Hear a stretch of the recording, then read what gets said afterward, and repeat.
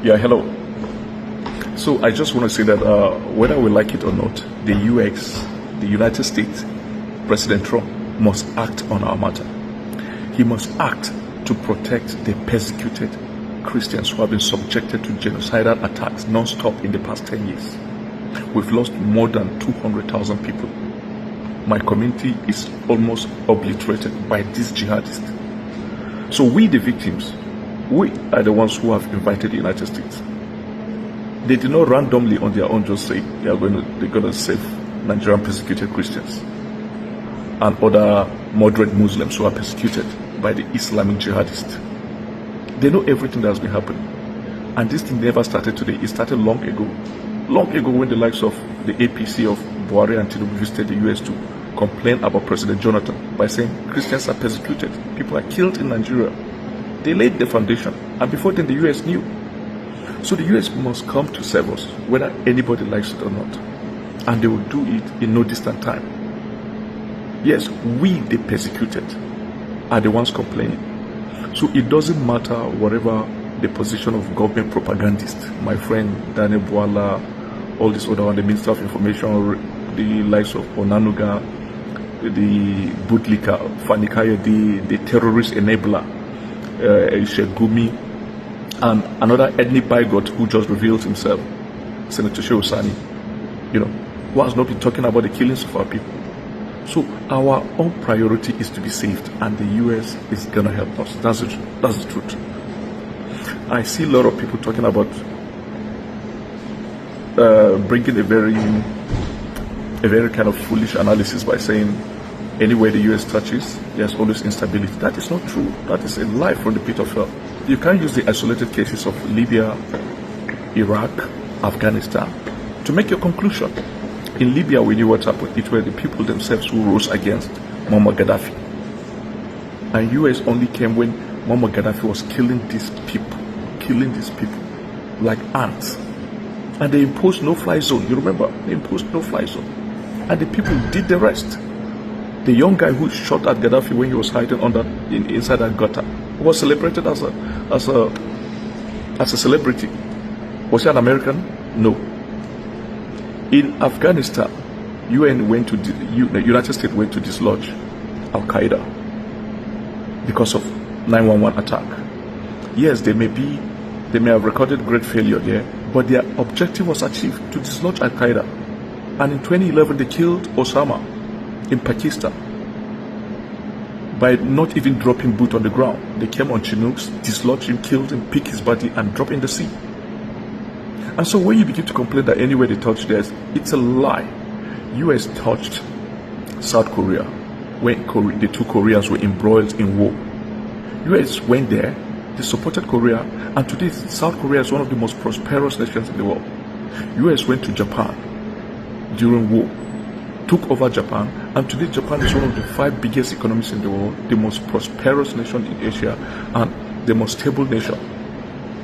You remember Bosnia and Herzegovina? The Bosnia and Kosovo war? United States went to support the Bosnians. Those Bosnians were Muslims. It was a very clear, big genocide that was happening. The Serbs, the Croats were killing Bosnians in a very massive genocide. And US went to support this Muslim country, Bosnia. And today Bosnia is stable.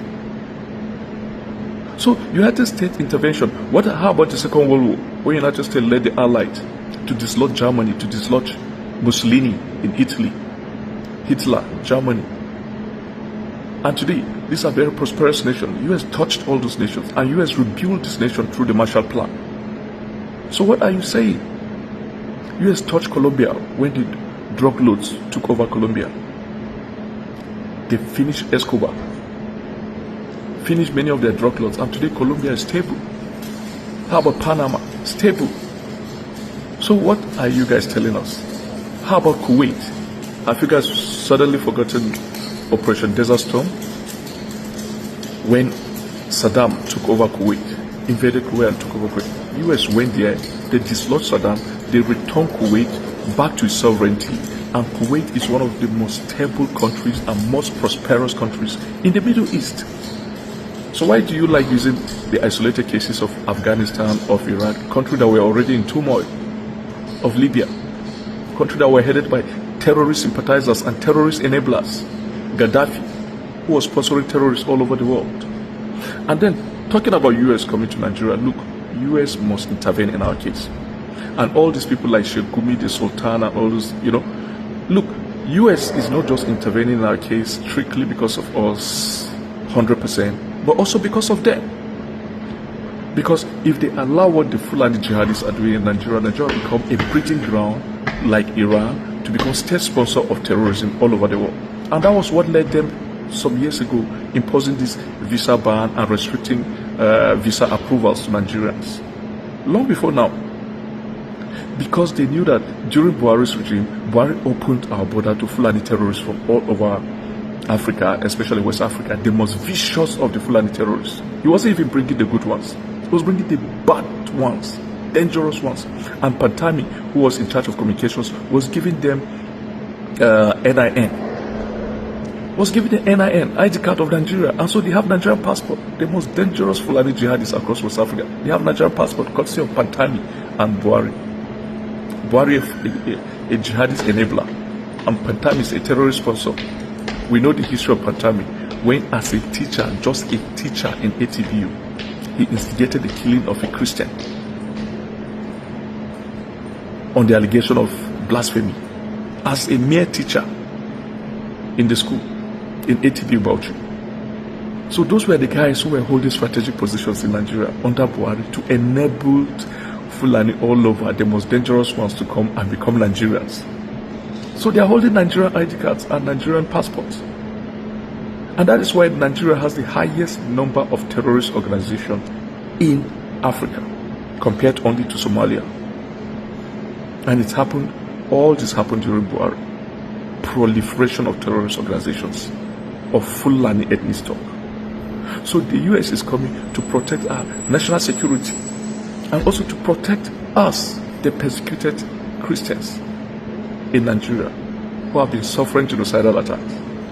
And so Nigerians have been going up and down, the government sponsoring lobbyists in the US to skew the narrative and say, no, there's no particular target on Christians in Nigeria. It is just a general state of insecurity. No, we the victims know what has been happening. Nobody will tell our story more than us. You see there's no genocide in Nigeria. You see government propagandists and sympathizers and people who have been compromised, like many of our government officials, even in Benue State, and even some Christian leaders coming up because of pecuniary benefits and begin to say there's no Christian genocide. But look, the genocide, the definition of genocide according to the 1948 United Nations Convention on the Punishment and Prevention of the Crime of Genocide, said simply that genocide is a mass attack on people with the intent to destroy that people in whole or in part because of their ethnicity, because of their race, because of their religion. Okay, so put this definition of genocide side by side with what is happening in Nigeria and tell us the truth. Tell us the truth. Even yesterday, these Fulani terrorists invaded Benue communities in Abdo local government, Utonkon, in Ohimini local government, killed people in numbers and destroyed a Catholic church. Did they come to steal? No. They came to kill our people because they are Christians, because they are Idoma. They destroyed that church. Did they steal any Holy Communion? A Catholic church. Did they steal anything there? No. And so this is genocide. So we want the US to come. We want the US to select. The US know all the sponsors of these guys. They will select them and they will finish them. And that is why those people are so scared. It's not even necessary that they must have to put boots on the ground. Even when they put boots on the ground, they'll go on the target. Just like what they did 5 years ago when they came to Sokoto and rescue an American who was kidnapped by Islamic jihadists. They killed those jihadists, they rescued their citizens, and the ones they arrested, they handed over to Nigerian government and left Nigeria within 11 minutes. That is how swift and sweet they can act. And so, if they want to come to Nigeria, if they want to dislodge these people whom they know where they are, wherever they are hiding, They can still do it the way they did it to Qasem Soleimani of Iraq. When they just sent a drone obliterated the guy when he landed in Iraq. That's the Iranian head of Revolutionary Guard. If you remember the story of Qasem Soleimani.